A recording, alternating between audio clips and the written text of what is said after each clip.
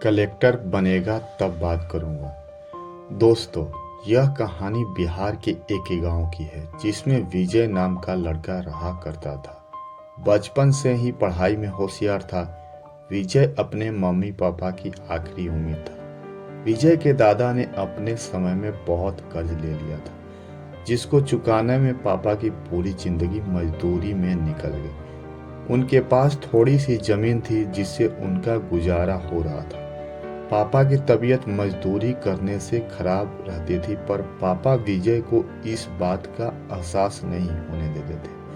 विजय को पढ़ाई में इतना होशियार देख उसके मम्मी पापा ने हर वह काम किया जिससे वह विजय को पढ़ा सके। विजय की कॉलेज की पढ़ाई खत्म हो गई थी और वह एक छोटी सी नौकरी करने लगा, जिसके कारण उसका खर्चा निकल जाता था और साथ में वह कलेक्टर बनने की तैयारी भी कर रहा था।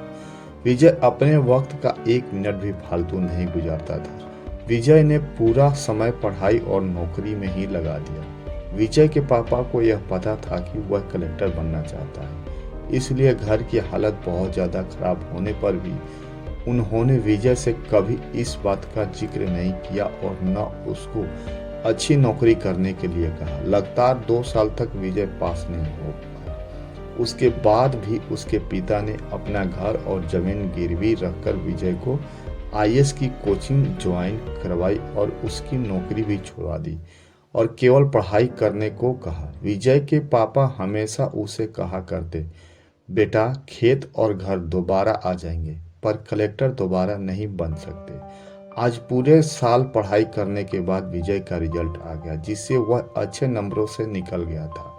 आज उसके पिता से ज़्यादा खुश कोई नहीं था। ऐसा लग रहा था जैसे विजय का सपना पूरा होने वाला है, पर भगवान को कुछ और ही मंजूर था। विजय का कल इंटरव्यू था और सुबह से उसके पापा की तबीयत खराब थी। विजय के पापा उसकी माँ से बार बार कह रहे थे कि विजय को मत बताना, और उस दिन देर रात उनकी मौत हो गई। अब एक पत्नी जिसकी गोद में उसका पति गुजर गया और वह अपने दर्द को भुलाकर अपने बेटे की जिंदगी के बारे में सोच रही थी। माँ ने पड़ोसियों तक को इस बात का एहसास नहीं होने दिया कि उसका पति अब नहीं रहा। पूरी रात ऐसे रोई कि आवाज भी न निकले, और सुबह विजय जब इंटरव्यू देने जाने लगा तब माँ और पापा के आशीर्वाद के लिए उसने माँ को कॉल किया। माँ ने पूरी हिम्मत लगा दी अपना सच छुपाने के लिए और विजय को आशीर्वाद दिया।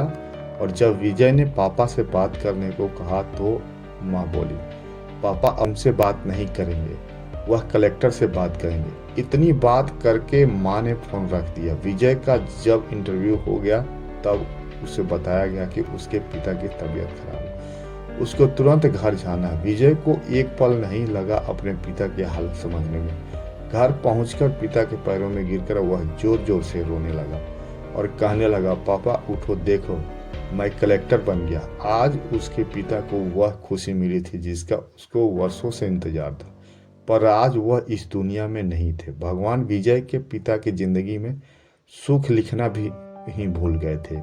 पहले वह अपने पिता के कर्ज में जिंदगी भर मजदूरी करते रहे और फिर बेटे का सपना पूरा करने के लिए घर और जमीन गिरवी रखनी पड़ी। वह जिंदगी में कर्ज लेकर आए और कर्ज लेकर चले गए। विजय के पिता को भले ही जिंदगी में कुछ हासिल ना हुआ हो, पर वह अपने लड़के काबिल बना गए कि वह अपने साथ पुस्तक को बैठे बैठे खिला पाए। विजय की माँ ने जो उस रात किया उसको करने का जज्बा बहुत कम लोगों में होता है। जब विजय कलेक्टर बनकर घर आया तब माँ ने विजय को कहा, बेटा, तुम आज इतने बड़े बन गए हो कि हजारों गरीबों का भला कर सकते हो। जब भी तुम्हारे सामने कोई गरीब मदद मांगने आए तो अपने पिता और मेरे बारे में सोचना। मैं तुम्हारे बराबर पढ़ी लिखी और समझदार तो नहीं हूँ, पर इतना जरूर जानती हूँ गरीब आदमी की बहुत मजबूरी होती है। तुम कभी किसी का बुरा मत करना। शिक्षा। दोस्तों, इस कहानी से हमें यह शिक्षा मिलती है कि वक्त कितना भी खराब हो, हम उसे बदल जरूर सकते हैं। माँ और बाप के एहसानों को हम कभी नहीं उतार सकते, पर हम अपने कर्मों से उनकी इच्छा जरूर पूरी कर सकते हैं। दोस्तों, मेरी कहानी अच्छी लगी हो तो मेरे वीडियो को लाइक करें और चैनल को सब्सक्राइब करें और बेल आइकन को दबाएं।